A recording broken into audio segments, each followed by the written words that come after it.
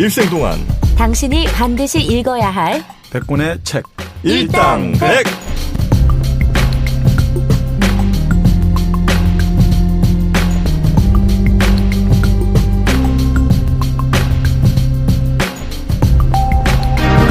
일생 동안 당신이 반드시 읽어야 될 100권의 책 일당백 32번째 시간이 시작됐습니다. 안녕하세요. 저는 정프로고요. 안녕하세요. 정민영입니다. 예, 마른도 같습니다. 네, 정박입니다. 네. 드디어 이제 32번째 네. 저희 일당백이 시작이 됐고 저희 일당백이 이제 최신판을 유료로 전환한 지 한 일주일 정도 지난 것 같습니다. 어떻게 성적이 괜찮습니까, 정민현님?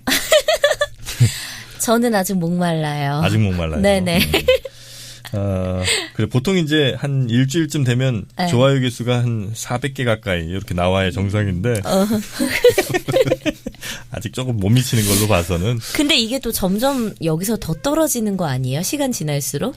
보통 좋아요? 그렇잖아요. 네. 그러니까 속도는 좀 현격하게 느려지긴 하죠. 답이 안 나오는데 이거는. 근데 제가 통계를 보니까. 통계 봤어요? 네. 유료화 됐다가 유료화 해제된 게 네. 숫자가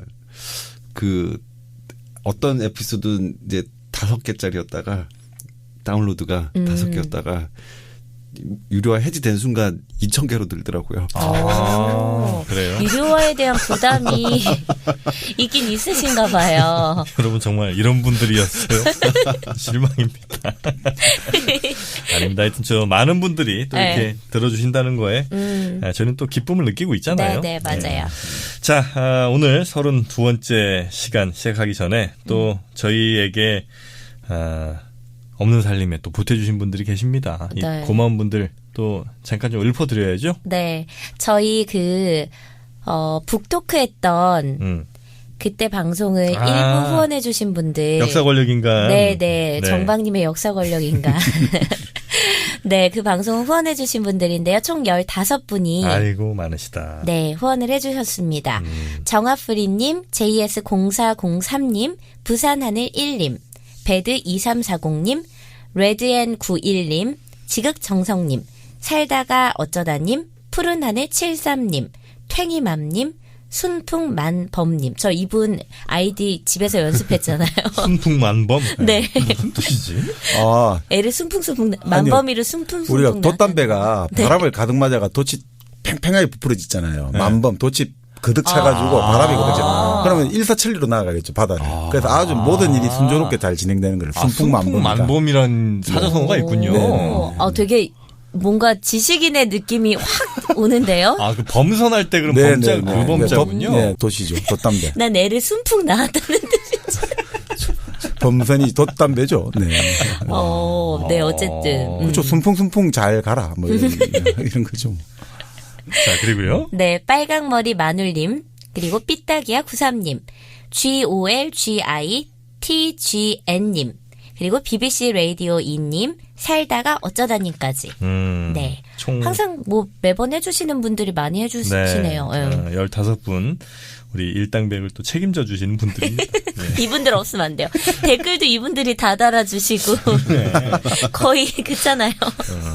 여러분들 좀, 이 후원 안 해주시는 건 괜찮은데 댓글 좀 많이 달아주세요. 또 우리 소통하는 방송이 돼야 되지 않겠습니까? 네네. 또 제 여기 요즘 안 올라와서 좀 섭섭해요. 좀 심심하고. 네, 올려주세요, 여러분. 우리 정민재님이 약간 좀 독특한 취향이 있어요. 근데 저요? 네, 학대받는 거 좋아하고.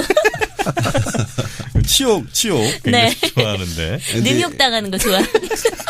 이제 댓글에서 제안을 해주시면은 저희가 또 반응이 있어야 되는데 얼마 전에 보니까 로고 이미지에 대해서 또 이렇게 얘기가 있으시더라고요. 네, 새로 맞아요. 교체된 거. 배경색이 조금 눈에 들띈다. 그러니까 팟빵 어플색하고 좀 비슷해가지고 약간 좀 그렇게 느끼시는 것 같아요. 네. 그래서 어떻게 바꿀까요? 어떻게 해요? 바꿔볼까요?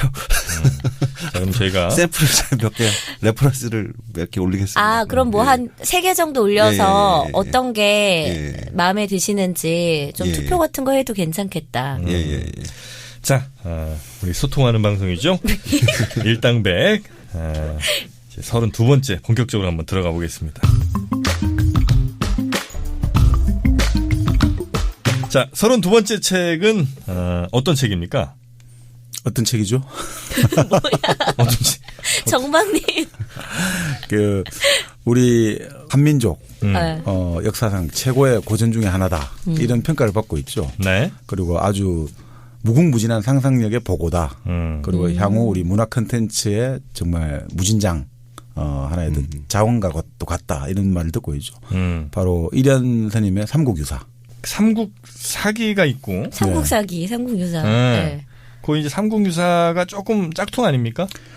그게 뭐 삼국사기는 이제 우리 고려 때 김부식이 왕명을 받았어. 왕의 명령을 받아가지고 고려 앞에가 바로 이제 삼국시대였지 않습니까? 통일신라. 그 시기의 역사를 한번 정리해 본 거. 왕명에 따라서 그러니까 일종의 국정이겠죠. 나름 국정 역사서 책이고.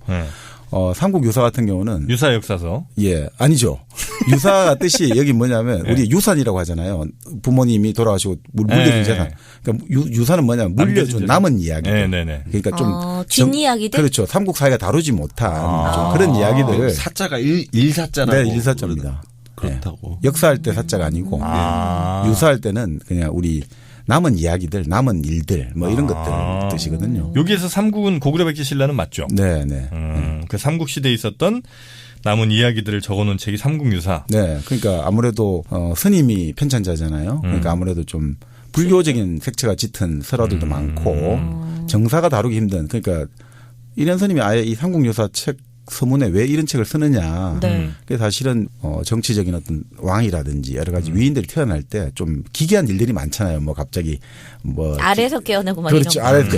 근데 그게 뭐 그거를 다 거짓이다, 다 아니다라고 배제해버리면 네. 오히려 이게 그 사람이라든지 사건을 전체적으로 이해하는데 오히려 조금 더 모자랄 수 있다, 미흡할 수 있다. 그러니까 이런 것들이 나온 것 자체가 왜 사람들이 그런 이야기를 지어냈을까도 좋고 그런 걸 알면 그 사람들의 가치관을 알 수가 있잖아요. 그 네. 당시 사람. 그러니까 뭔가 좀 더 총체적으로 그 당시의 어떤 역사를 알려면 오히려 이런 좀 괴력난신에 해당된다고 하죠. 유교에서는 본래 괴이하다든지 뭐 힘을 쓰는 일이라든지 어지러운 일들 그리고 신에 관한 일들은 언급하지 않는다는 게 원칙인데 그럼에도 불구하고 좀 괴력난신을 한번 다뤄보는 게 좀 더 풍부하게 우리 삶을 만들 수 있다. 우리 정신문화를 만들 수 있다. 이런 취지에서 삼국유사를 쓴다라고 네. 나와 있죠. 그 일당백에서 소개해드린 수많은 책들이 네. 있습니다만 아마 삼국유사만큼 모두 다 알고 있지만 아무도 안 읽어본 책은 진짜 드물 거예요. 삼국유사 읽어본 사람 없을 걸 아마? 삼국유사를 저는 이걸 이렇게 책으로 나오는지도 몰랐어요. 그냥 왜 우리가 옛날에 국사시간 때 배웠던 그 전설에 있던 책 이름이 삼국사기 삼국유사다 이렇게만 알았지 이렇게 읽을 수 있게 책으로 나온 거는 몰랐네요. 네. 삼국유사가 책으로 진짜 이렇게 나온 거예요, 그게? 그 삼국유사가 이제 구성을 보면 5권 9편목 해가지고 네. 뭐 내용이 상당히 많죠. 그래서 뭐 제일 앞에는 왕력이라 해가지고 우리 왕들 쭉 일종의 연표 있지 않습니까? 그런 게 나와 있고 제일 재밌는 거는 우리가 많이 들었던 이야기도 있지 않습니까? 뭐 박재상 이야기라든지. 박재상? 싸이? 아니 그 이름 똑같네. 제자가 아니 같은 어이죠. 제자예요? 여기서는 어이죠. 어이. 박재상. 어이. 싸이는 아이 아닙니까? 네, 맞습니다. 아이. 박재상이 뭐였지? 나 기억이 안 나네. 잠깐만. 그렇게 싸이밖에 몰라가지고 PSY밖에 모르니. 그러니까 신라 임금의 아우들이 고구려와 일본의 인질로 잡혀 있는데 그 자기 한 목숨을 바쳐가지고 그 임금의 아우들 왕제들을 무사히 본국으로 돌려보내고 자기는 결국 비참한 죽음을 맞이한다. 그런 내용이죠. 그리고 박재상의 부인도 또 돌이 돼서 망부석설화. 망부석. 예. 망부석설화. 네, 남편이 거기서 나온 거예요? 네. 남편을 그리워하다가 돌이 됐다 이런 거죠. 남편이 기뻐야지 왜 그리워하다 돌이 돼요. 이해가 안 가네요. 네. 남편을 기다리다 돌이 됐다고. 아니 왜 얼마나 좋은데요 남편 없이 있으면. 뭘 기다립니까. 돌이 된 게 아니라 돌싱 된 거 아니에요 혹시? 하여튼 여러 가지 얘기들이 삼국유사 안에 담겨져 있고. 그리고 가장 이제 중요한 게 우리가 뭐 우리 한민족의 건국신화라고 할 수 있죠. 단군신화가 바로 여기 담겨 있고. 쑥이랑 마늘 먹는 거. 그 얘기가 여기서 나오는 얘기죠. 그렇죠. 네. 그리고 우리 국문학에서 가장 중요한 향가. 향가. 예, 바로 향가가 바로 여기 삼국유사에 채록돼 있죠. 그러니까 그런 것들. 대표적인 향가 뭐가 있죠, 정영진 씨? 향가 많죠. 향가가 그것도 향가 아니에요? 어떤 거요? 거부가? 그건 향가. 그건 향가. 구지가 한 향가. 고지가는 사구의 한시 형식입니다. 향가라고 보기보다는 그냥 그 한자를 그냥 바로 구하구하 이렇게 나오니까. 향가라는 것의 정의가 정확히 뭐예요? 그 이두를 활용한 거죠. 이두를 해가지고 이 한자를 음을 쓸 것, 훈으로 읽을 것, 뜻으로 읽는 것들, 음으로 읽을 것들을 배치를 해가지고 감정과 사상을 표현하는 문학 양식이죠. 그 대표적인 우리가 배웠던 게 제망매가라든지 찬기파랑가. 배웠지. 학교 다닐 때 수능 시간에. 왜 때려? 아는 거 나오니까 맞아. 반성해가지고. 제망매가. 네. 맞아. 찬기파랑가. 네. 뭐죠? 제망매가는 누나 하나 돌아가셔갖고. 그리워하는 거. 그렇지. 누이가 이제 한 가지에 가고서 한 가지에 태어났지만 가는 건 모르구나. 어느 가을 이른 바람에 떨어지는 잎처럼 너는 가나다 말도 못 다니고 가난 있고. 이렇게 외웠어요? 엄청 쑥 나오세요. 대단하다. 그니까. 아니 옛날에 뭐 그냥 그때 우리는 어렴풋이 이미지만 기억나잖아요. 나도 옛날 기억하는 거 하나 있어. 뭐요? 홍진의 묻힌 분내 인해생의 어떠한 거. 옛사람 풍류를 미찰까 못 미찰까. 상춘곡. 오. 그거랑 이 몸이 죽고 죽어 100번 짜증나. 그렇죠. 임양한 일편단심이야가 실질이 있으랴. 그거는 단심가. 네. 그리고 뭐 있더라? 전원군 여법시 검은소로 밭을 가니 캄캄하지 아니한지 그렇게 발그라고 볕 달았지요. 볕 달아시면 응당 더우려니 덥게 쇠게 청해장 붙여지요. 청해장 붙여시면 응당 차지 차게 쇠게 양지머리 있지요. 그게 뭔데 이게 그걸 왜 이렇게 잘 외워? 이게 아마 춘향가에서 이도령이 어디 가다가 시골에 무슨 농부 만나갖고 농부랑 뭐 이렇게 농짓거리를 이렇게 주고받는 야한 얘기구나. 그래서 뭐 마지막에 끝날 때가 어디서 굴러먹던 비렁머리 연석이 반말짓거리가 원일인고 뭐 저런 녀석은 그렇습니다. 근중을 알게 혀를 쓴배제 빠일까 보다 뭐 이런 게 나오죠. 어떻게 원어대로 나 외웠잖아. 왜 그런 걸 외웠지? 남들 잘 안 외우는 거를. 원어대로 외웠어. 하여튼 뭐 그런 기억이 얼핏 나는데 제망매가와 찬기파랑가. 찬 화랑들 얘기 아니었어요? 맞아. 기파랑을 찬양하는 그래. 찬기파랑가. 외워보세요 한번. 뭐 열침에 그 나오잖아요. 열침에 젖힌 달이 이제 열어 제치니까 달이 나와가지고 달에 이제 기파랑이고 내가 그걸 사모하는 마음을 해가지고 뭐 그런 것들. 모죽지랑가 뭐 이런 것도 있었고. 그래 맞아 모죽지랑가. 뭐 이름도 이상해. 기억이 안 납니다. 그런 것도 다 삼국유사에 나왔던. 그렇죠. 바로 향가가 담겨 있죠. 네. 근데 어떻게 이게 쓴 게 언제죠? 이게 지금 제가 책을 보니까 1281년에 썼다는 설도 있고 1285년도 나와 있더라고요. 어쨌든 고려시대인가 그러면? 그렇죠. 그때가 썼을 때가 정말 위기의 시대였죠. 정박님 저런 단어를 너무 아무렇지 않게 말씀하셔. 내가 진짜 부끄러워. 네. 저술했을 때가. 고급진 어휘 사용하세요. 저술했을 때는 무슨 저술. 네. 저술. 네.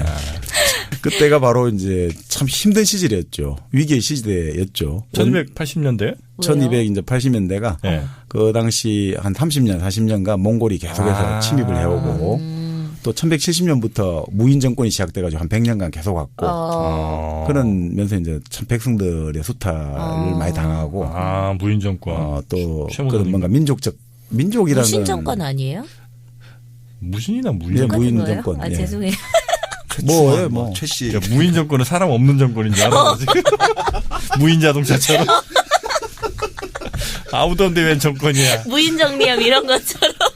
저는 제가 딱 외운 그 단어만 맞다고 생각하니까. 앞으로 무신 정권은 통일합니다. 네네. 그러니까 그 시절에 얼마나 힘들었겠습니까 사람들이. 네. 그럴 때 이제 이런 스님 입장에서는 이게 뭔가 몽골이 오고 원나라가 와가지고 뭔가 고려라는 한 단위가 많이 흔들리고 그리고 사람들의 하나로 묶어주는 사상, 문화 여러 가지 어떤 공감대가 되는 게 약해져 가니까 이럴 때 이 이야기를 써가지고 좀 특히 단군이라는 이걸 강조를 해가지고 우리가 본래 이런 민족이야. 그리고 뭐 민족이라는 개념은 나중에 나지만 본래 우리가 이런 사람들이야. 그러니까 우리가 자부심을 가지고 우리가 저런 오랑캐들한테 쉽게 휘두를 사람들이 아니야. 이런 거를 심어주려는 좀 목적에서 이 책을 지은 것 아닌가 이렇게 보고 있는 거죠. 네. 삼국유사. 일단 뭐 그 책 내용은 저희가 차차 좀 다루기로 하고 이 쓴 사람이 이련이라는 건 우리 다 알고 있잖아요. 네. 스님. 이련 스님. 네. 네. 이련 동생이 이연. 3년 살. 막내는 막연. 내 거 가지가. 맞습니까? 아니 뭐 이런 스님은 제가 알기로 한일자하고 글을 연자 자연할 때 연자 이걸 쓰니까 근데 뭐 그냥 보통 송명이 네. 김견명 김씨 집안에 태어나서 견명이요? 견명 개 이름? 볼견자 아. 밝을 명자 태양을 봤다 이 말이죠. 태양을 봤다. 예, 네. 그 태어날 때 어떤 또 위대한 사람들 아주 고성대덕이라고 하죠. 아주 이런 덕망 높은 성직자들을 태어날 때는 뭔가 전설이 다르지 않습니까? 그래서 어머니가 어느 날 잠을 자는데 꿈에 뭐 꿈이었는지 그 생신지 해가 자꾸 자기 배를 비추더라는 거예요. 그리고 다음 날은 보니까 이 해가 배꼽 본 거야 뭐야? 왜 배를 비추고. 햇빛이 자꾸 자기 배를 딱 이렇게 아 비추고. 창을 통해서 딱 들어왔구나. 뭐 하여튼 배로. 마루 네, 같은 네. 이렇게 앉아. 그다음엔 또 다음 날은 보니까 이 햇빛이 자기 이제 엄마 하복부 쪽을 내려가면서 햇빛이 성기 모양이 되더니 남자 성기 모양이 되더니 자연 임신이네요. 아니 그런 식으로 해가 들어오더라고요. 3일 연속 그렇게 해를 보고 나서 갑자기 태기가 생겨가지고 이런 스님을 이제 출산했다 이런 전설이 나오는 거죠. 이건 하지도 않았는데 해랑 가지. 딱- 이건 딱 해석이 되네 그죠? 네. 뭐예요? 아니 그러니까 뭐겠어. 그러니까 내 남편 말고 해처럼 내가 평소 바라보기 좀 힘든 사람인 거지. 그러니까 예를 들면 임금? 연예인이든 아니면 뭐 높은 고위직에 있는 사람이든 이런 사람이 자기한테 와서 응응을 한 거야. 그 얘기를 그렇게 3일 동안 했던 얘기를 그렇게 쓰셨네. 해로 아니, 비유해서. 네.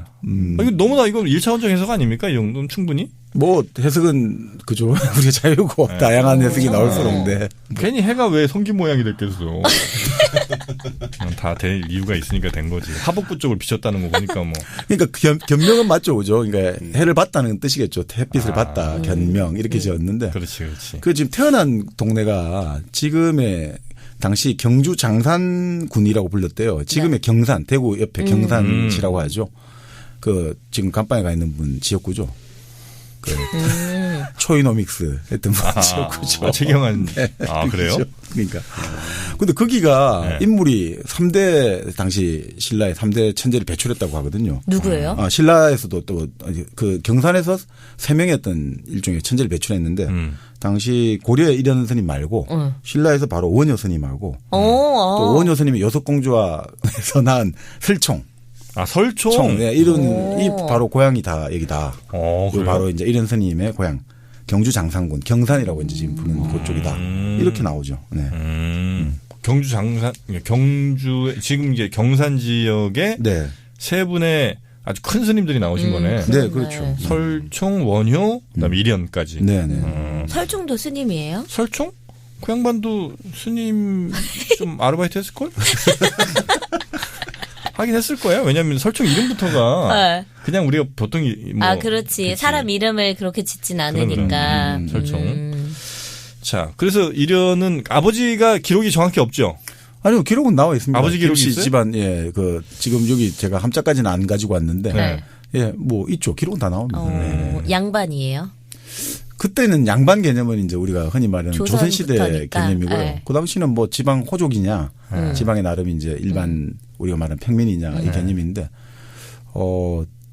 제가 지금 보기에는 여기 본 거에는 뭐 나중에 승려로서 최고 직책인 국사가 됐다고 하는 거 보면 성공한 가정은 아니지 않을까. 예. 그 혜님이 좀 봐주셨어. 해님이. 아, 자기 아들이니까. 그럼.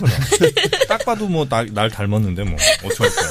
그러니까 고려만 해도 그 불교가 아주 숭상받는 사회니까 그 승려라는 그 계급이 지금의 우리가 생각하는 스님하고 또 좀 다른 의미로 그렇네, 받아들여지죠. 그렇네. 그 당시는 절이라는 데가 사찰이 기본적으로 도회지에 많이 바로 서울 시내에 주로 많았다. 이런 식으로 보시면 될 것 같아요. 아, 산 어디 깊숙이 있는 게 아니고. 네. 그만큼 생활에 가까이 있고 일본에도 불교 같은 게 사찰 보면 뭐 가까이 있지 않습니까? 네네. 아주 권력화되어 있는 경우도 많았지 않습니까? 그 사실은 그 불교의 어떤 사회적 영향이 아주 강했고 그러니까 국사라는 제도가 있었고 나라에 그때는 도시에 뭐 초고층 빌딩이 다 절 아니었습니까, 그죠?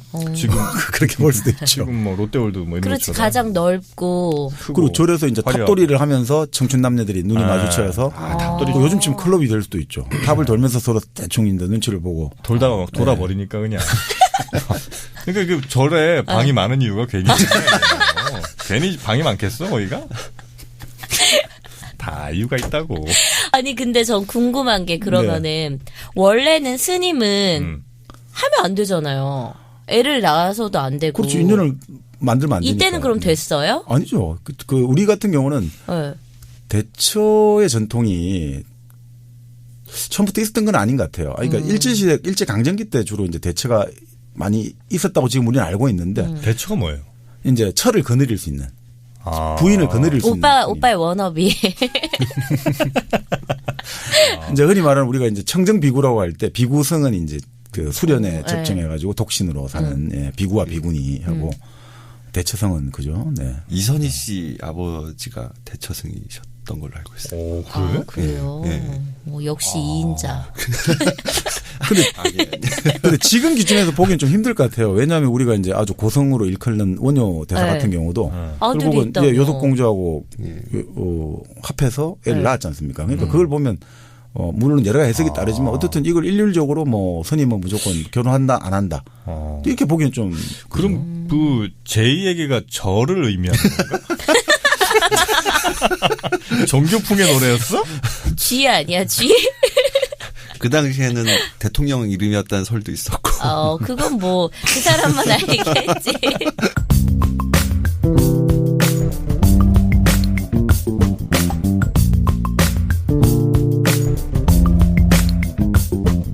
하여튼 그 이련이라는 사람이 일단 출신은 아마도 꽤 높은 것으로 추정할 수 있을 법한 사람이고 그래서 이제 젊어서 공부 당연히 잘했겠죠. 또? 그렇죠. 천재였죠. 네. 천재였어요? 그러니까 천재니까 이런 3대 천재. 그러니까 경산 출신의 3대 천재. 그 뭐 천재임을 좀 보여주는 미라 이런 게 있을 거 아니에요. 뭐 5살 때 뭐 갑자기 막 바위 들고 안 움직이는 남들이 다 드는데 왜요? 천재인데 바위를 뭐하러 들어? 아니 뭐 공부 관련된 게 있어요. 위인이니까. 아니 칼 뽑고 이런 거는 그때는 또 힘쓰는 게 천재였지. 임꺽정을 천재라고 하잖아요.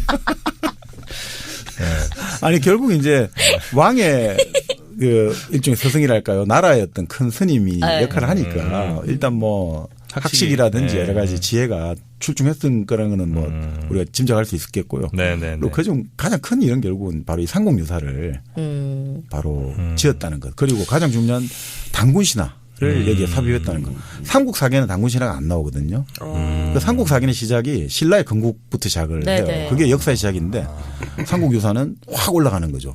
BC 요즘으로 치면 BC 2333년 전에 단군조선이 시작된다라고 시작하니까 그거부터 시작하니까 이게 또 다른 그럼 거죠. 삼국사기는 그 박혁거세부터 시작을 하는 거예요? 그렇죠.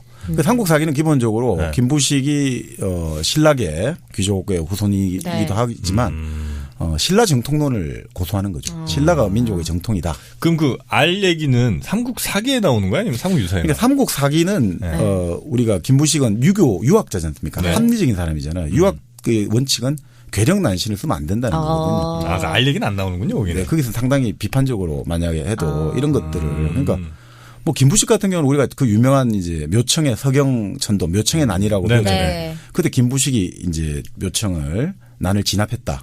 그래서 우리가 사실 역사책에서는 삼국사기는 아주 사대적이고 민족의 자주성을 훼손한다. 그리고 우리 단재 신초 선생 같은 경우가 일제시대 때 바로 조선 역사의 1000년 내 최대 사건이 바로 묘청의 난. 이 난에서 결국 우리 민족 자주 세력이 쇠퇴하면서 한국 역사가 후퇴하는 길로 접어들었다. 이 한반도 역사가 하는데 뭐 꼭 그렇게 볼 수만은 없지 않느냐 이런 해석도 많습니다. 그러니까 단재 신치호 선생 입장에서는 당시 일제 식민지 강점기에 살아가니까 당연히 그분 입장에서는 지금 우리가 투쟁을 해야 되고 일제에 맞서야 되니까 외세에 맞서야 되니까 그 결론이 당연히 이제 역사적인 정당성이 있고 정통성이 있는데 당시에 살아간 사람 입장에서 보면 당시가 엄청난 위기 시대였거든요. 당시 고려가 거란 아시죠? 거란. 네. 거란의 요 나라가 상당히 강성하다가 금나라 여진족이 만든 금나라에서 멸망하고 또 금나라가 송나라 북송을 멸망시켜가지고 송나라가 남쪽으로 쫓겨나고 이는 아주 다이나믹한 시기였거든요. 자 그럴 때 이제 우리 송인 옛날에 국어 교과서에 배웠죠. 대동강수 하시진 이렇게 해가 대동강의 물은 언제 마르느냐. 세세였는 첨녹파 내 이외라는 눈물이 계속해서 그 강물을 보태준다 뭐 이런 시를 썼는데 그 정지상이라든지 묘청이라든지 이런 흔히 말하는 평양 출신 평양 어떤 중심론자들이 이쪽으로 천도를 해가지고 우리도 한번 이때 금나라를 치자. 금나라가 요나라를 치는데 우리가 지금 오랑캐 쳐가지고 우리가 한번 나아가자. 이런 이제 생각을 했는데 과연 그 당시 고려의 국력이 그게 가능했는지 그런 의문이 많이 들고 또 당시 고려도 외척들이 왕권에 도전하고 이러면서 내부적으로 아주 정치적인 격변이 막 잇따랐거든요. 네. 그래서 사실 우리가 계유정난회가 조선시대 수양대군이 자기 조카 단종을 죽였다 이렇게만 알고 있는데 고려시대 때 똑같은 일이 일어나요. 고려시대 때도 헌종 때 헌종이 이복 동생을 이제 왕으로 옹립하려는 시도가 있었는데 그래서 이 삼촌이 이 시도를 분쇄하고 나서 이미 왕으로 있던 조카 11살짜리 조카를 쫓아버리고 자기가 왕이 되거든요. 그 사람이 고려 숙종이에요. 이 고려 숙종이 바로 그런 수양대군 역할을 한 거예요. 조카 11살짜리 쫓아내고 자기가 왕이 된 거예요. 그러다 보니까 숙종의 아들이 어떻게 했어요. 또 숙종의 아들이 왕을 받고 나서는 숙종 자기 삼촌들 또 다 처단해 버리는 거예요. 또 그 아들은 또 내가 또 자기 삼촌들.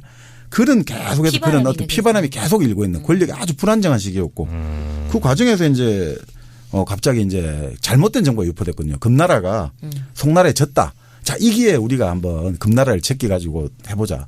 자, 이러면서 막 이 서경에 옮겨가지고 우리가 잘할 수 있다. 풍수지리 했는데 실제로 김부식 같은 경우는 이제 김부식을 좋아하고 이런 게 아니라 이제 역사학자들 견해에 따르면 그 김부식은 유학자이기 때문에 그런 길지론이라든지 풍수사상 이런 것들을 허구성을 좀 비판을 많이 한 거죠. 그러면서 이제 이거를 물론 그런 측면이 있죠. 너무 중국 중심적이고 그죠. 북벌론에 너무 소극적이고 여러 가지 있지만 민족의 생존이라는 관점에서 과연 이제 일도 양단식으로 김부식은 사대주의 이렇게 볼 수만은 없지 않을까 이런 이제 의견들도 많이 나오고 있습니다. 그러니까 그게 단순하게 이기고 지고의 문제로만 과연 볼 수 있는가. 기본으로야 뭐 다 자주 민족 이런 게 좋은데 냉정한 의미의 생존을 관점에서 볼 때는 또 한번 고민할 필요가 있지 않나. 우린 딱 요 정도 땅만 다스려야 하는 그 정도. 아니야. 할 수 있어 우리 민족 우습게 보지 말라고. 아니 뭐 그래서 아니 뭐 지금이 딱 분수에 맞다. 근데 단재 신초 선생의 그 견해는 아주 정당하다고 생각합니다. 일제 강점기에서 이 외세에 지금 침략하는 저항하는 게 가장 급선무기 때문에 그 단재 신초 선생의 그 역사적 판단에 대해서는 저는 존중해야 된다고 생각하고요. 저는 그 삼국사기나 삼국유사나 좀 궁금한 건 이 양반들이 썼을 때가 뭐 1100 몇십 년 뭐 이렇다면서요. 네네. 그럼 이 양반들도 뭐 역사를 쓰려면 그냥 전해져 내려오는 이야기 뭐 이렇게 해서 막 쓰긴 어렵고 뭔가 이 사람들도 근거나 뭐 기록이 있어야 쓸 거 아닙니까? 네. 그럼 그 전까지는 기록이 쭉 있었는데 그게 다 사라진 거예요? 아니면 이 사람들은 역사책을 이걸 어떻게 썼는지. 그러니까 지금 이렇게 보시면 우리 예전에 국사교과서에서 배웠지만 고구려 백제 신라가 각각의 역사를 샀다라 기술했다고 나오죠. 각각 역사책을 만들었는데 그게 결국 우리가 뭐 어떻든 외세가 뭐 자주 트러블이 있었지 않습니까? 우리가 아주 거시적인 거대한 전쟁은 우리가 상대적으로 몇백 년간 조용했지만 그런 침입이라든지 그리고 한 번씩 몽골이라든지 수당이라든지 그리고 어딥니까 이런 거 한 번 올 때마다 뭐 하다못해 임진왜란 때도 조선왕조실록이 4군데 해놨는데 3군데 다 불타버렸잖아요. 그런 식의 어떤 약탈, 방화로 인해 가지고 역사책이 제대로 전해내지 오지 못하고 있다. 근데 당시에는 좀 더 우리 지금의 상황보다는 있었겠죠.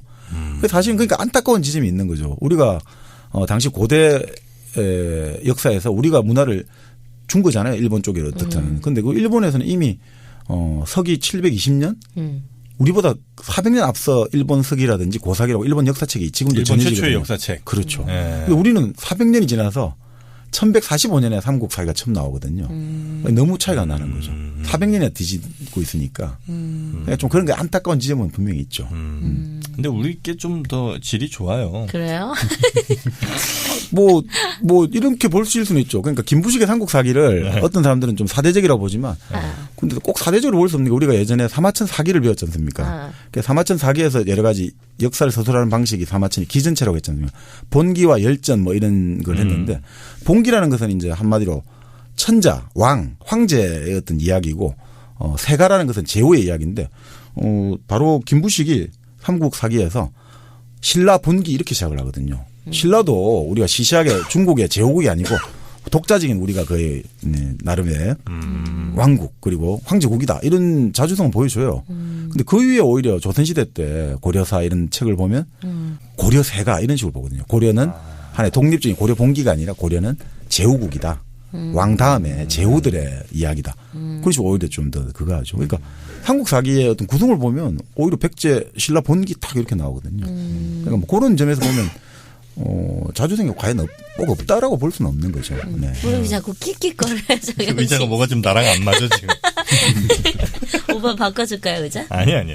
자 그래서 과거에 그 삼국에 있었던 역사책들을 네. 참고로 해서 이제 삼국 사기나 삼국 유사를 좀 쓰셨고. 네. 근데 이제 삼국 유사는 삼국 사기에는 대체로 기록돼 있지 않은 것들을 좀 더 많이 힘을 줘서 쓰셨다. 네네. 그리고 삼국 사기보다는 좀 더 옛날 얘기도 좀 더 쓰셨고. 설화를 아무래도 기이한 이야기 해가지고 기이편 그게 많고 그리고 가장 이제 차이는 결국은 역사의 시작을 아까 말씀드렸듯이 바로 단군으로 시작한다는 거예요. 단군 조선부터. 단군 조선부터 시작하는데 이게 아주 재밌는 거죠 사실.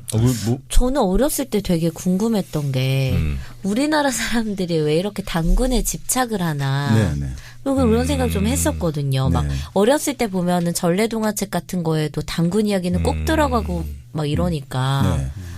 그게 뭐 그렇게 의미가 있나 싶어요. 단군에 집착하는 이유. 단군 뭔가 하여튼 시조를 찾긴 찾아야 되잖아. 우리도 뿌리를 찾아야죠. 딴 나라는 오리진. 뭐 다 있는데 우리만 없을 수는 없잖아요. 우린 단군이에요? 일단 뭐 찾은 게 이제 단군이지. 이왕이면 좀 오래 올라가면 더 좋고. 그러니까 어느 민족이나 어느 땅에 사는 사람들도 반드시 이 신화를 만들어내거든요. 네. 사실 사람들이 신화를 안 만들어내면 살아갈 수가 없거든요. 그죠? 그 자기 집안 이야기도 만들어내고. 그게 거짓말이 아니라 사실은 뭐 거짓말이라기보다 어떻게 보면 거짓말이 아니라 그 사람을 살아가게 만드는 힘이 돼주니까. 네. 그냥 아니 이런 거 있잖아요. 애를 태어났는데 그냥 엄마 아빠가 어찌 하다 보니 그냥 막 갑자기 술 한잔 마시고 뭐 이렇게 하면 좀 내가 태어날 뭔가 역사적 필연성 이런 게 없잖아요. 아, 그렇지. 사실은 네. 팩트로 가자면 술 먹다 그냥 사고 쳐서 너가 생겼는데. 그런 말 하면 애가 얼마나 좀 그렇잖아요. 자기가 뭐야 이런 느낌이죠. 맞아. 아, 그렇네. 뭔가 의미 부여를 해주는 거구나. 요즘 내가 뭐 이제 연애 무슨 이런 프로그램 나가잖아요. 네.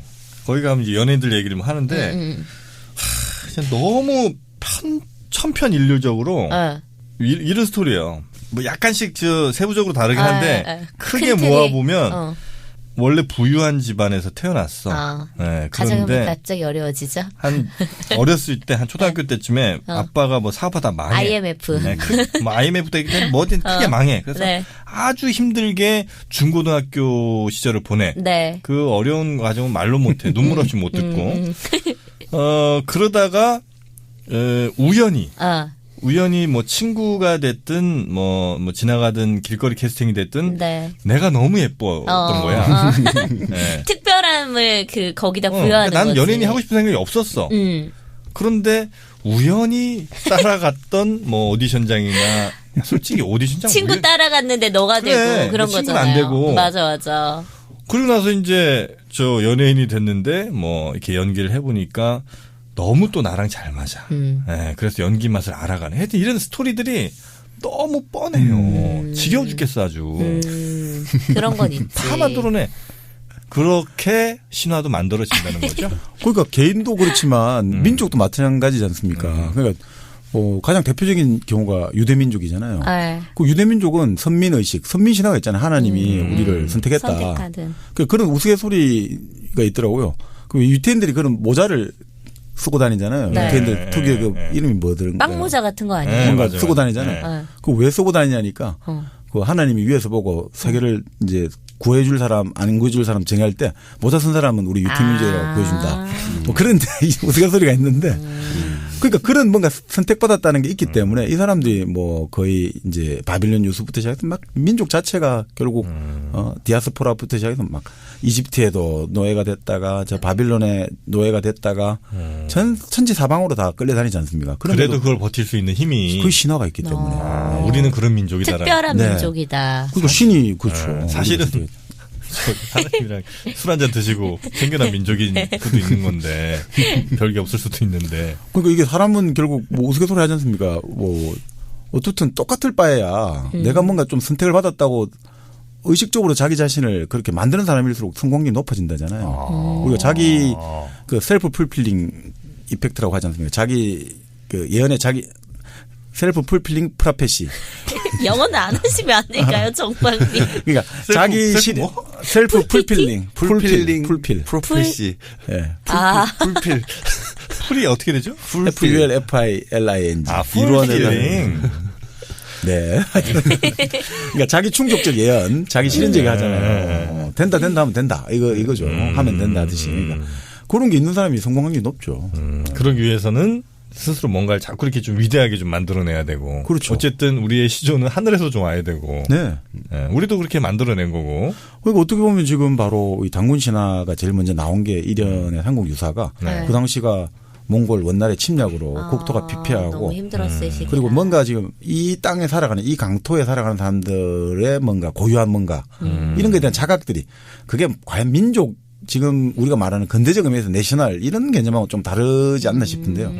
뭔가 그래도 같은 땅에서 같은 말을 쓰면서 같은 문화를 가진 사람들의 내면적인 연대감, 유대감 그걸 에스니라고 하는데 그 에스니라는 것들이 지금 만들어지지 않았을까 그런 것들을 생각할 수 있죠. 그럼 그 예전에 고구려 백제 신라 사람들은 네.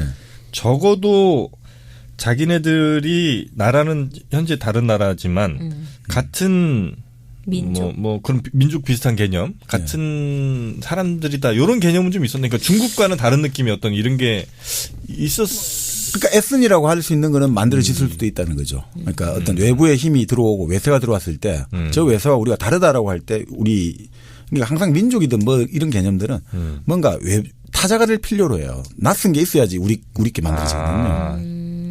이제 중국이 없으면 굳이 우리가 구할 필요가 만들 뭉칠 필요가 이유가 없으니까. 그러니까 그러면서 에스니라는 거는 존재했을 수도 있다고 보는데 우리가 지금 말하는 근대의 의미에서 민족이 있죠. 내셔널이라는 거는 그건 제가 이제 그 역사 권력 인간에서 지만 그거는 이제 사실은 뇌리 속에서 잊혀졌는데 역사관료 인간을. 아니 그러니까 거기서 나오는데 바로 이제 프랑스 혁명 이후로 네. 만들어지지 않았나 이렇게 보는 거죠. 그건 만들어진 그러니까 근대적 의미에서 민족이라는 개념이 만들어진 건 한 300년 정도. 근데 완전히 없는 걸 만드는 거는 아니지 않을까요? 근데 그래서 바로 그 측에서 세 가지 의미에서 민족주의를 설명하고 있는데요. 역사관료 인간입니다, 여러분. 네. 그러니까 앤더슨 같은 경우는 네. 이제 민족이라는 건 상상의 공동체다. 근대에 들어와 가지고 사람들이 소설책이라든지 이런 거를 같이 읽게 되면서 같이 생각을 하게 되면서 생각들이 비슷해지고 이걸 같이 읽으면서 우리가 상상하는 거죠. 우리가 같은 뭔가를 느끼고 있다. 그렇게 해서 이제 만들어진 게 민족이다. 그러니까 바로 근대가 없으면 민족은 만들어지지 않았다. 구텐베르크의 어떤 활자술이라든지 그리고 그런 것들이 책이 표준말이 돼야겠죠. 그래야지 이게 아니 뭐 예전에 말씀드린 전라도 판번, 경상도 판번 해갖고는 수지가 안 맞으니까 표준말로 해서 그 표준어를 쓰다 보면 같이 우리가 같은 뭔가 말을 같이 쓰면 같은 느낌이 또 오잖아요. 정박님도 표준어를 좀 써주세요. 같은 민족이 아니야 저쪽은.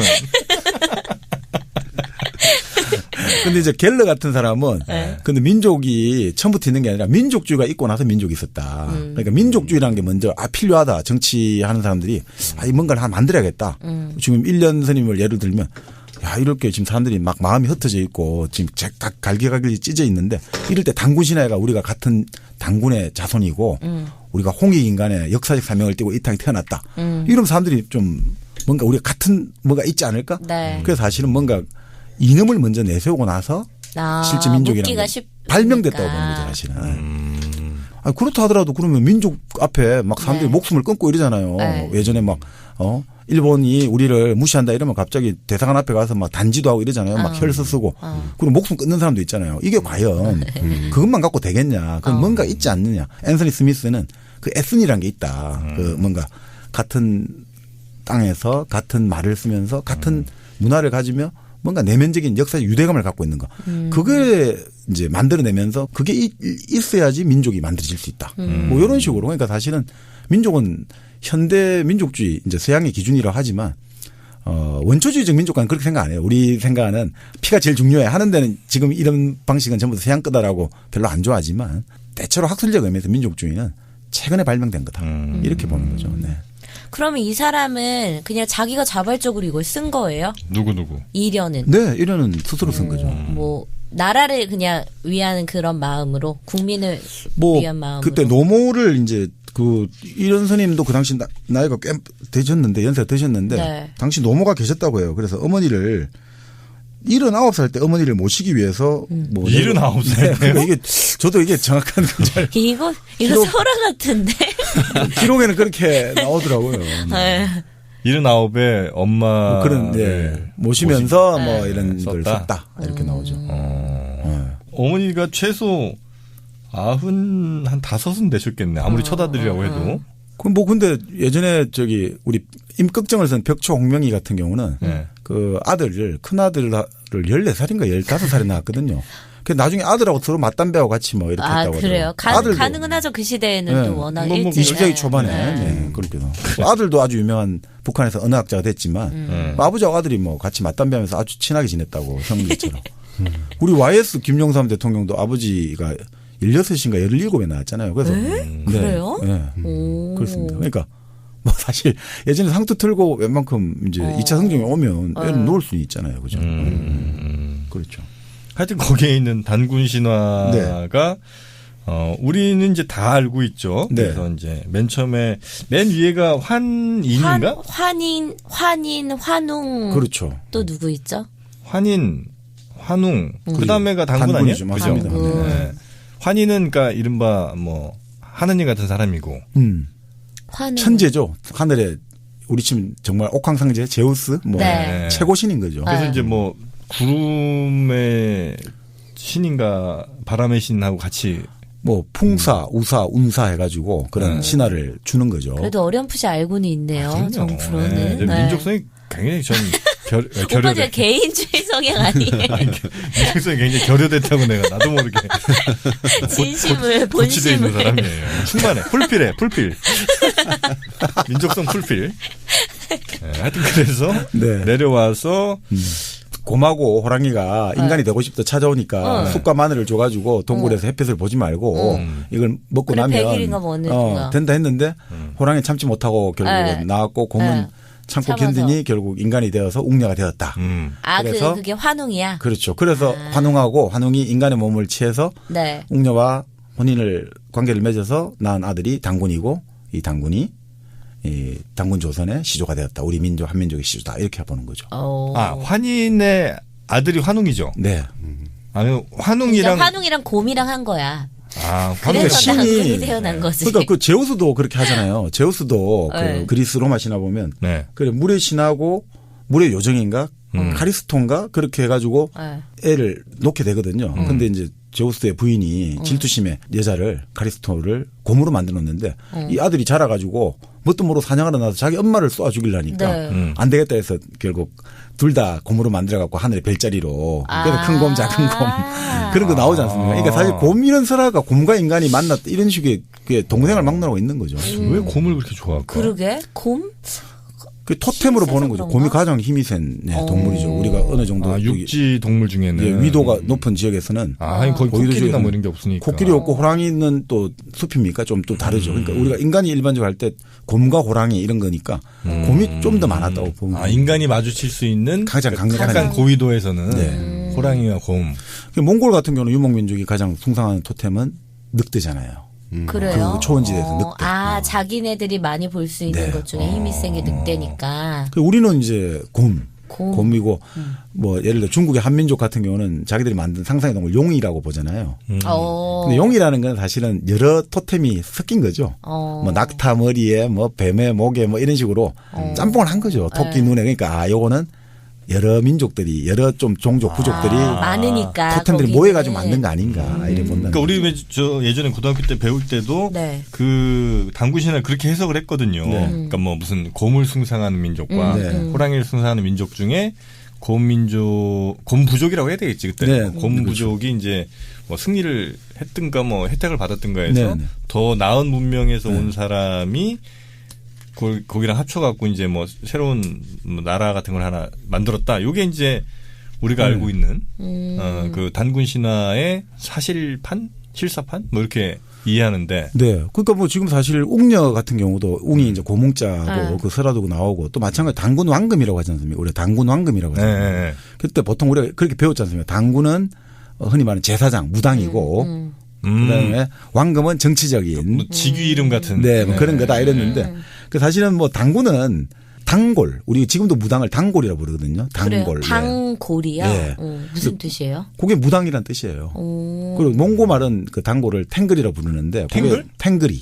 탱글? 당글이 뭐 해갖고 이렇게 여기 넘어오는 게 있습니다. 당글이 해가지고 요게 이제 결국 단골로 넘어온다 이런 이야기도 있고.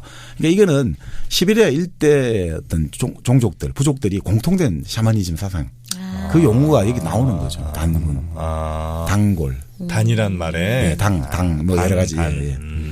그리고 왕금 자체도 이제 결국 우리가 정치적 군장이다, 그죠? 네. 직책이다 이렇게 보고 결국 당군이면서 왕금이다 이런 거는 재정일치 아니냐. 맞아. 그래 맞아. 종교와 재정일치 엄청 얘기했던 그렇죠. 것 같아. 근데 이런 말도 있어요. 우리가 검이라는 말이 네. 그런 것도 검이요? 검 왕금할 때 검. 네. 네. 표준어고 세주식. 그게 어떤 사람들은 검이 신을 뜻한다는 거예요. 그 토속어 검에서 나왔다 이거예요. 왕금할 때 검이 신을 뜻하는 말이다. 반드시 정책 직책이 아니고 그 신을 뜻하는 말이고 그렇게 따지면 곰도 검, 곰 비슷한 신이란 뜻이라는 거예요. 곰도 일종의 신이다. 이렇게 보는 견해도 있죠. 근데 호랑이는 왜 나가는 걸로 표현했을까?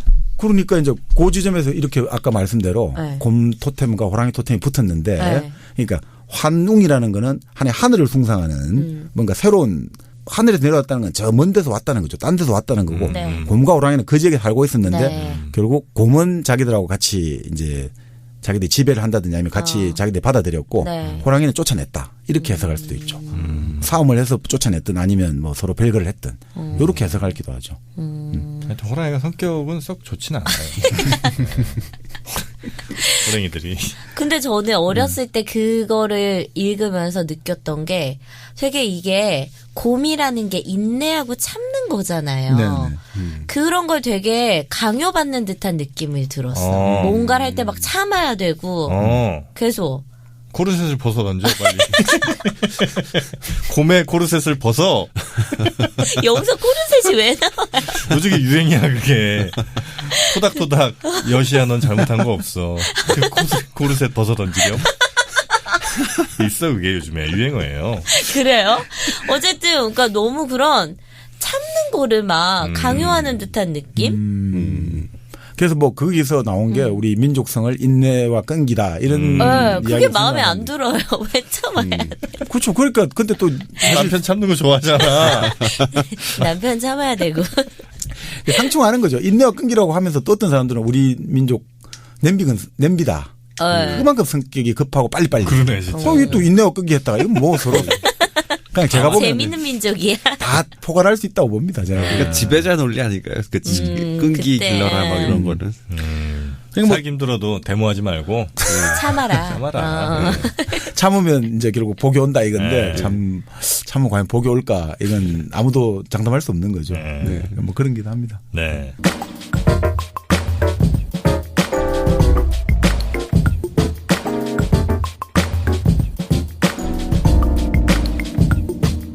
단구 신화가 조금 거시기한 거는 그 연도가 좀 중간에 많이 비지 않습니까?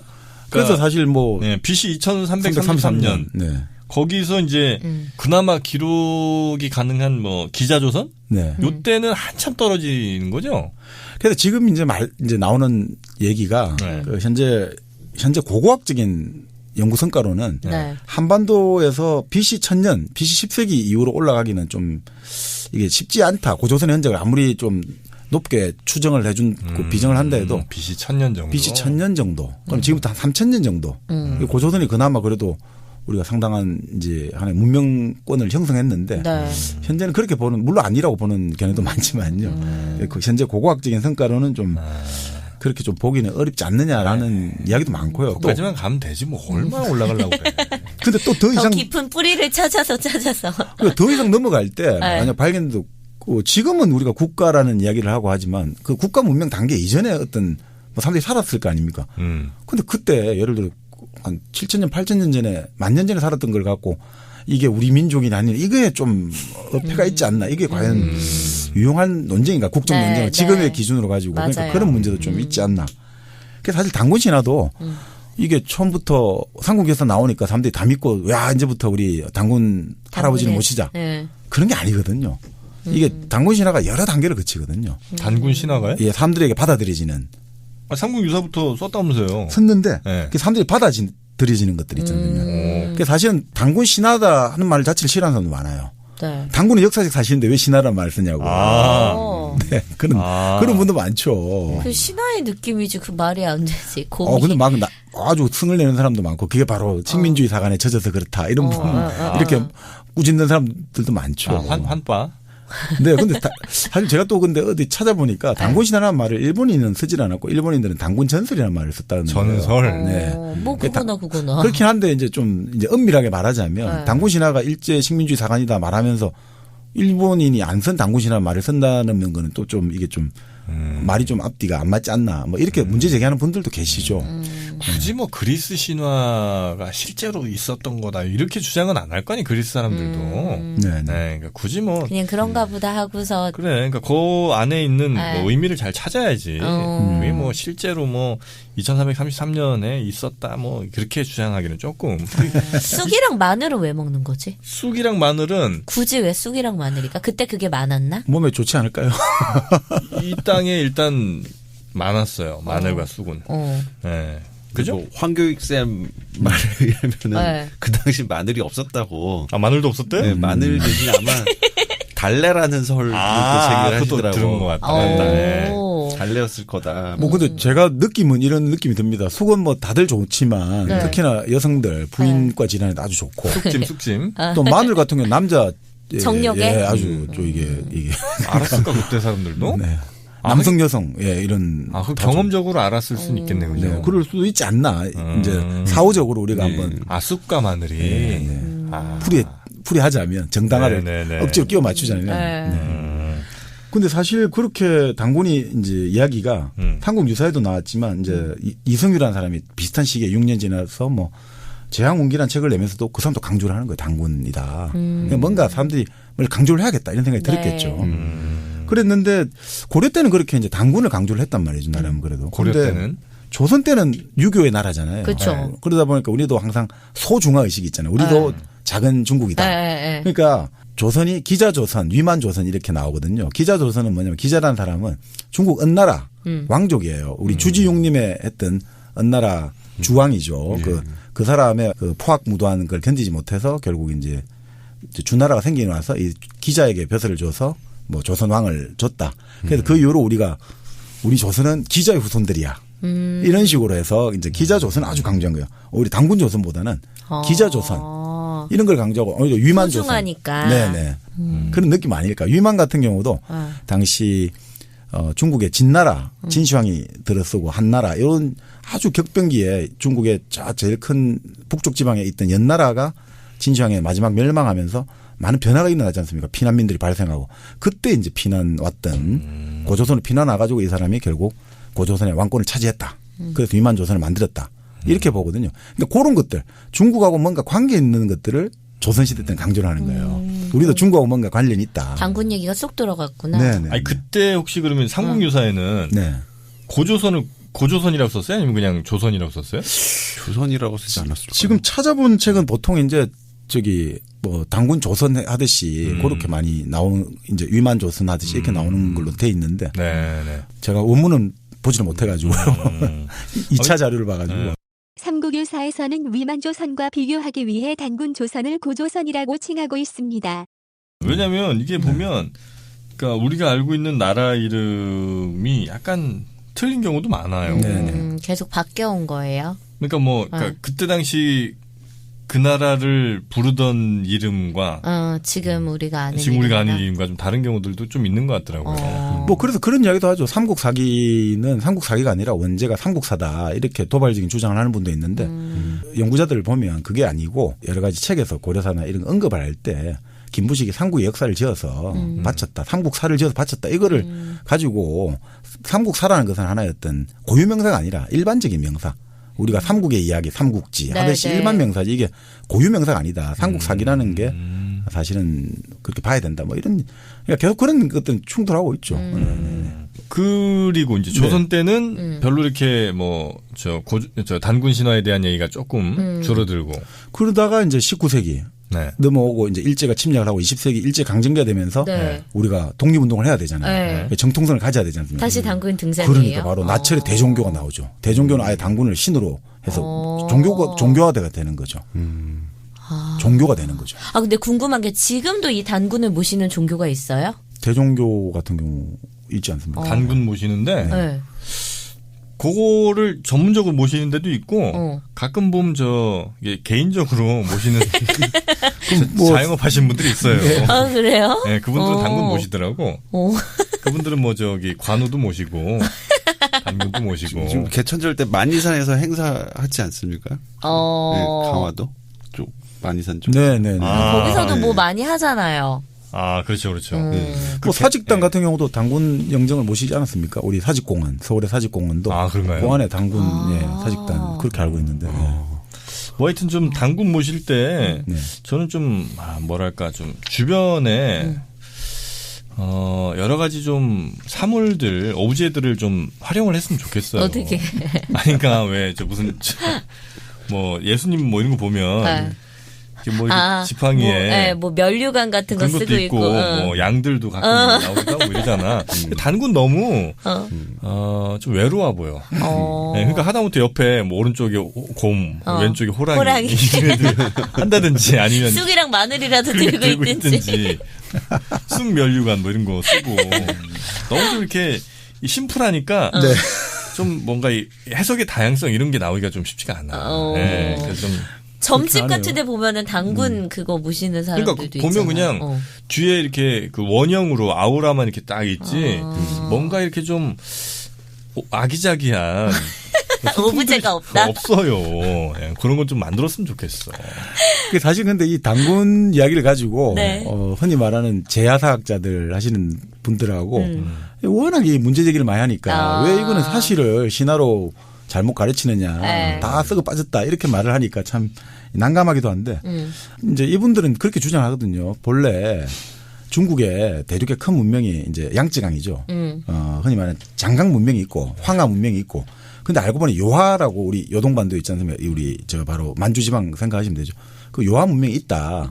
근데 알고 보니까 중국의 가장 오래된 문명이 바로 그 지방의 요하 문명. 그걸 홍산 문화라고 하는데 이게 거의 지금부터 한 8,000년 전에 정말 뭐 세계 최고 수준 아니냐. 근데 그게 다 우리 쪽이야. 이렇게 생각하시거든요. 그러니까 김용수 선생은 그런 이야기를 해요. 이게 중국 대륙에 장강 문명, 황해 문명이 있고 요 만주 지역의 고구려 문화권이라고 이분은 말씀을 하시거든요. 이게 고구려 문화적인 전통으로 하시는데 뭐 그런 이야기는 하고 뭐 우리가 또 계속 발굴이 되지 않습니까? 그러니까 뭐 새로운 역사 유적이 발굴되니까 뭐라 말씀을 드릴 수는 없는데 현재까지 어떤 발굴된 거는 이제 고조선이라는 어떤 국가적 성격을 가지고는 현재 BC 한 1000년 이상 올라가기가 좀 힘들지 않을까라고 하는데 뭐 역사는 모릅니다. 지금 우리가 지금 말씀드린 아까 지금 요하 문명의 홍산 문화권에 뭐 8,000년 전에 그 유적이 나왔고 지금 아주 그게 뭐 아주 상당한 수준을 자랑해서 깜짝 놀랐다고 하는데 얼마 전인가요? 한 몇십 년 전에 한 20, 30년 전에 터키에 괴베클리 테페라는 지역이 있어요. 괴베클리 테페라고. 거기에 12,000년 전에 유적이 나왔어요. 근데 12,000년 전에 이 돌기둥이 5.5m예요. 이거를 쌓아 올린 거 보면 이 수준이 이건 도저히 있을 수가 없거든요. 지금까지 유적이. 12,000년 전이요? 12,000년 전. 뭐야. 지금 우리가 세계 최고 문명이 뭐 우리 배웠잖아요. 바빌로니아, 네, 바빌론. 우르 지역이라든지 뭐 수메르 이렇게 하는데 거기 아무리 올려도 한 7,000년 정도로 잡아야 되거든요. 지금으로부터 한 7, 8,000년 잡고. BC 한 5, 6,000년. 그것만 해도 어마어마한데 그죠. 근데 문제는 진짜 이 괴베클리 테페를 측정을 해보면 이게 이 유적이 발굴된 지가 한 30년 안 될 겁니다, 지금. 12,000년 전으로 지금 나오거든요. 이거 어떤 식으로 5.5m를 쌓아 올렸는지. 우리 빨리 뭐 하나 발견해. 우리 한 3만 년 때려 그냥. 가서 그쪽 가서 북쪽 올라가가지고 뭐 좀 이렇게 캐야 되나. 그래서 요즘 그런 이야기 나옵니다. 예전에 우리가 인류의 4대 문명 하면 뭐 메소포타미아, 그렇죠. 이집트, 인더스, 황하. 그렇죠. 그 4대 문명을 고대 문명이라고 불렀잖아요. 네. 그러니까 요즘은 이 괴베클리 테페 같은 이런 여러 존재들 보면서 초고대 문명에 대해서 계속해서 지금 이야기는 많이 나오고 있습니다. 그래서 그 BC 만년 뭐 이런 영화도 네, 나왔었잖아요. 그 참 아직까지 또 역사라든지 이 여러 가지 뭐 무궁무진하게 묻혀 있으니까 뭐 한반도에서도 그것들의 존재를 우리가 뭐 애써 차단할 필요는 없으니까. 그렇지. 네. 우리 땅에서 나올 수도 있는 거야. 그래서 그 주장하시는 분들은 아니란 증거 있냐고 막 그렇게 또 얘기를 많이 해요. 아니 왜 내가 맞다는데 아니란 증거 있어? 봐봐 그럼. 그렇죠. 아니란 증거 찾기가 어렵죠 사실. 근데 정말 이게 당군 신화와 관련해 가지고 아주 입장이 극과 극으로 바뀐 이제 정치 체제가 있거든요. 뭐예요? 바로 북한입니다. 북한이요? 네. 북한. 북한은 당군 신화에 대해서 완전 극과 극의 이제 코페르니쿠스적 입장 변화를 보여주거든요. 오. 원래 북한이 사회주의 체제잖아요. 공산주의 국가잖아요. 그러면 거기는 어떻습니까? 유물사관을 채택하지 않습니까? 엄격하게 유물사관. 관념 이런 건 중요시 하고 유물을 가지고 딱 물질적인 발전 단계만. 네. 그리고 무슨 말 사회경제사 뭐 관념 이런 게 아니라 사회경제가 어떻게 변했냐 이걸 보는데 네. 그러니까 딱 그렇게 봤어요. 북한에서는 초기에 어떤 거냐 당군 신화를 뭐로 설명하냐. 자 이거는 당시 노예를 소유하는 사회에서 지배 계급들이 이걸 신격화를 하기 위해서 만든 조작된 이데올로기다. 한마디로 일고의 가치도 사실상은 큰 의미가 없다. 지배 계급이 저거 잘 먹고 잘 살려고 저 환웅의 민족들이 외래에서 와가지고 곰 부족은 말 잘 들으니까 자기들하고 혼인다고 좀 사귀고 호랑이 부족은 말 안 들으니까 쫓아내버리고 죽였다. 이렇게 이제 분석하는 거죠. 그러니까 경제 발달 단계에 따라서 좀 더 환웅이 와서 뭘 했다는 거 보니까 얘들이 좀 더 발달된 철기를 갖고 들어오지 않았을까. 네. 그 사실은 철이라는 게 고대인들에게 어마어마한 무서움을 줬거든요. 왜냐하면 철로 이 쇠를 가지고 칼을 만드니까 이게 어마어마하거든요. 나무라는 건 뭐 상대가 안 돼버리고 그 당시 사람들에게 이 철이라는 건 완전 놀라움, 공포 그 자체였거든요. 그래서 사실 우리 도깨비란 말이 바로 거기서 나오거든요. 왜요? 도깨비라는 게 철을 이제 만들고 녹이는 독이라는 것하고 귀신을 뜻하는 가비. 여기서 결합되어 도깨비라고 나오거든요. 그만큼 철을 든 사람이 귀신과 같이 무서운 존재, 신과 같은 존재였다. 이렇게 보는 거죠. 는 도깨비 얘기는 그래도 또 많이 또 알았잖아요, 제가. 그래요. 도깨비 관련해서. 도깨비라는 게 무슨 뜻이냐? 어원의 여러 썰 중에 하나입니다. 독각귀. 독각귀. 귀. 독각이 이제 뿔 하나짜리. 네. 귀신이다. 네. 요 말에서 나왔다는 얘기를 제가 얼핏 어디선가 들었던 것 같기도 하고. 네. 그 다음에 도깨비들이 방금 말씀하신 거랑 약간 비슷한 것 같은데 도깨비 방망이 두드리면 금 나와라 뚝딱 금 나와라 뚝딱 하잖아요. 그 방망이가 그 대장장이들. 네. 대장장이들이 이렇게 막 이렇게 쇠 막 내리칠 때. 결국 이제 이 사람들이 뭐 낫도 만들고 막 하는 거 아니에요. 그래서 그게 요술 같은 거죠. 네, 그거를 하는 사람들이 또 대체로 보면 좀 이렇게 좀 거칠게 생기고 험하게 생기고 그렇죠. 또 그걸 잘 다루던 사람들이 대체로 여기 그러니까 토속적으로 그러니까 원래부터 여기 살던 사람들이 아니라 어디서 이렇게 이주해 온 사람들 그런 사람들이라 약간 생김새가 좀 다르니까 우리랑은 약간 뭐 약간 서역에서 온 같은 사람들이잖아요. 털 많고 뭐 이런 사람들. 그래서 그 사람들이 생긴 것도 좀 그렇고 험상궂고 하니까 그 사람들을 도깨비라 불렀다. 뭐 이런 얘기까지 다양하게 알고 있습니다. 훌륭하십니다. 네, 오늘은 2인자 해줄게요. 자, 이 삼국유사 관련해서 그런데 놀라운 얘기들이 또 숨어 있습니다. 이 삼국유사가 사실은 19금이라는 거예요. 그래요? 네, 그 삼국유사 1편에서 19금은 놓치지 마세요. 요거 하나만 더 하고 갈까요? 그럴까요? 네. 그 이야기. 당구시나 여기서 마무리. 너무 19금 급해가지고. 좀 이따가 왜냐면 또 19금 해야 또 이 사람들이 2부에서 결제를 하거든. 그래. 그거 당구시나 그거 네네네. 그래. 그 이제 도깨비 이야기는 했고 여기 하죠. 근데 북한에서 91년 이후로 완전히 바뀌어 버리거든요. 당군 신화에 대해 가지고. 91년이면은 누가 저거 할 때죠? 91년? 김정일. 김일성도 살아 있었죠. 김일성 94년도 갔으니까. 네. 왜냐하면 이제 89년 베를린 장벽이 붕괴되고 91년 소련이 해체되면서 사회주의가 이제 몰락하게 되지 않습니까? 그러니까 북한 입장에서 어마어마한 위기감을 느끼게 되는 거죠. 자, 그러면 이게 종래의 사회주의 갖고는 위기를 타개할 수가 없잖아요. 자, 그럴 때 등장한 게 당군능을 이제 발굴했다라고 주장하면서 여기서 당군과 부인의 유골이 나왔다. 평양시 강동군의 어떤 유골을 발굴했다 이렇게 하고 단군의 유골이 네. 나왔다고 주장했다고. 아 진짜 얘네는 뭐 말도 안 그 되는 뉴스 소리. 봤던 것 같아요. 그래요? 그래도 이제 이런 논리가 생기는 거죠. 단군 유골이 어디 있어? 나왔대잖아요. 민족의 시조는 단군, 사회주의 조선의 시조는 우리 김일성 수령님이다. 이게 딱 성립하는 거예요. 우리는 단군 민족이고 흔히 말하는 단군 사회주의가 만들어지는 거죠. 단군 사회주의. 그리고 바로 이 단군이 어디서 무덤이 묻혔냐? 평양이다. 우리 조선의 정통성은 평양. 우리 바로 우리한테 이어지고 있다. 아. 그리고 여기서 나온 게 바로 세계 5대 문명설이 나오지 않습니까?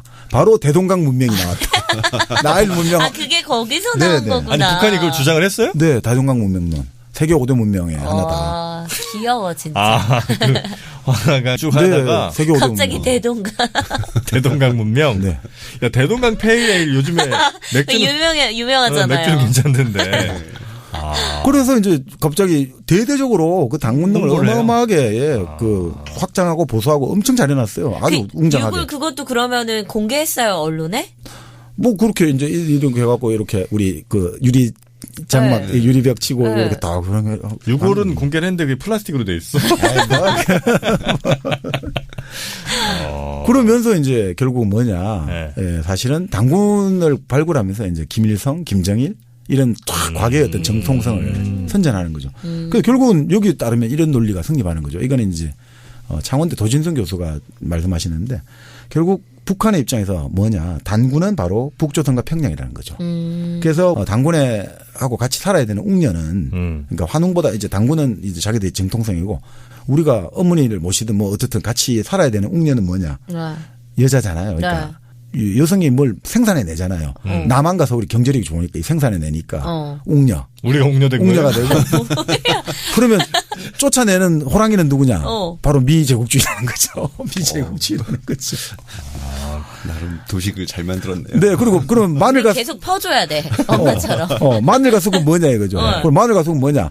반미자주 사상이라는 거예요. 이 마늘과 쑥을 뭐가 반미자주 사상을 가지고 이제 우리가 웅녀가 되듯이 조선민족의 정통성을 찾아야 아 진짜 그런 도식을 가지고 설명하기 시작해요. 재밌네. 반미 자주를 못 견디고 호랑이는 떠났군요. 이제는. 그렇죠. 호랑이 축출됐다 이거죠. 근데 예. 정말 그렇게 됐습니다. 그러니까 자기네 정당성과 정통성을 위해서 역사를 혹은 뭐 신화를 이렇게 막 입맛대로 각색을 하는 거군요. 아니 그래서 이거를 어떤 사람들은 당군 민족주의 이렇게 말을 하는데 네. 그래도 실제로 그 미식축구 네. 프로 미식축구 선수 하인즈 워드 있잖아요. 한국계 네네네. 하인즈 워드가 서울을 방문해 가지고 대대적 환영을 받았지 않습니까? 근데 북한의 당시 노동신문에서 엄청나게 비판을 해요. 왜요? 어떻게 남조선은 저렇게 단일 민족, 단일 혈통 사회인데 다민족, 다인종, 다문화 사회 이런 잡탕을 만들어내냐고 하면서 미국화는 바로 지금 남조선 민족을 말살하고 있다. 우리 조선 민족 말살 책동이다. 저게 바로 미국의 남조선 강점 결과다. 슬프다. 이런 식으로 하인즈 워드를 막 그렇게 이제 환영하는 남한 분위기를 까고요. 더 재밌는 게 2006년에 남북 그 장성 회담이 열리거든요. 네. 회담이 열리는데 지금 그 유명한 그 지금 통일전선부장하는 김정은의 오른팔 김영철이 네네네. 북한 대표로 나오고 당시 우리나라 예전에 국방부 장관 한민구 장군이 네. 남한 대표로 갔거든요. 그 이야기를 하다가 이 한민구 장관이 그런 이야기를 해요. 장군이 그 당시 장군이. 아 요즘 우리 농촌은 총각들이 필리핀이라든지 뭐 베트남에서 온 외국 여성들하고 결혼하고 이렇게 살고 있다. 네. 그러니까 이 김영철이 정말 딱 인상을 찌푸리면서 아니 우리 조선민족은 하나의 혈통을 유지해야 되는데 이래가 어떡하냐고 이 참 민족의 단일성이 걱정된다. 그러니까 이제 한민구 장관이 이런 이야기를 해요. 아유 그래봤자 한강물에 잉크 한 방울 떨어지는 거다. 다 같이 살면 무슨 문제가 있냐. 그 문제 안 된다 이러니까. 이 김영철이 또 말 딱 받아치는 거예요. 우리는 삼천리 금수강산에 아름다운 물과 자연을 가지고 있는데 잉크 한 방울도 떨어지면 안 된다. 이런 식으로 또 다민족을 그렇게 또 경계하는 걸로 이렇게 또 나와요. 삼천리 금수강산에 핵무기 개발을 했고. 참나. 아이고. 아, 그렇게 단일 민족 사상을 그 쳐다도 안 보던 단군 신화를 네네. 91년부터 갑자기 이렇게 써먹는군요. 북한이. 네네. 그러니까 결국은 이제 어느 민족이 우리 똑같지 않습니까? 고려 때 몽골이 침략하고 뭔가 참 내정이 피폐하고 외세가 들어올 때 지금 뭔가 우리 것, 우리의 어떤 우리 것이 좋은 것이고 우리 것이 위대한 것이다. 이런 자각을 불러일으켜야 되듯이 북한 입장에서도 지금 뭔가 이 정통성이라든지 이런 게 필요한 거죠. 아니 뭐 그건 북한 뭐 욕할 것도 아닌 게 우리도 예. 뭐 이순신 장군 물론 훌륭한 장군입니다만 갑자기 뭐 한 70년대죠. 부터 뜨기 시작했잖아요. 그 전에는 라이징 스타야. 아 진짜? 그 전에는 그렇게 유명하지 않았어. 그 우리 학교 다닐 때는 이순신 장군 동상은 무조건 있었고 학교 다 있잖아요. 세종대왕이랑 이순신 다 있잖아요. 그리고 뭐 마라톤 영웅 송기정이라든지 이승복 뭐 이런 반공소년이죠. 반공 이미지 네. 그런 게 하나씩 다 있었죠. 하여튼 뭐 북한은 지금도 그러면 북한은 그거 좋아해요? 당군 신화를 좋아해요? 지금도 그래서 우리가 언젠가요 그 여기 남한에 예전에 저기 모윤숙 시인의 남편이었는데 안호상이라는 분이 있었거든요. 네? 초대 문교부 장관 했을 거예요. 일본 분이에요? 아니 안호상이라고 초대 문교부 장관에. 안호상. 안호상 이건 줄 알았네. 안호상. 그 이 양반이 그때 거의 뭐 95세인가 이 고령에도 그 당군능 발굴됐다니까 그냥 넘어가서 보고 온 거예요. 재상국을 통해서. 돌아왔는데 워낙 고령이니까 북과보안법은 적용은 안 했는데 그러니까 또 그런 거 잘 만들어 놓고 당군이 있다 이러니까 또 좋아하는 사람들 많지 않습니까? 한번 뭐 나중에 우리 통이 되면 갈까? 아니 뭐 자유롭게 왕래만 돼도 한번 단군능 한번 저희가 가서 현지에서 녹음해 갖고 한번 어느 정도인지 여러분께 전달해 드리도록 하겠습니다. 자, 삼국유사 아직 책 내용 들어가지도 못했는데 이거 한 3시간 분량이네. 아, 참. 자, 저희가 2부에서는요. 삼국유사 안에 있는 그 텍스트 내용 우리 정민현님이 좋아하는 야한 얘기 2부에서 풀어보도록 하겠습니다. 저희는 2부로 돌아옵니다.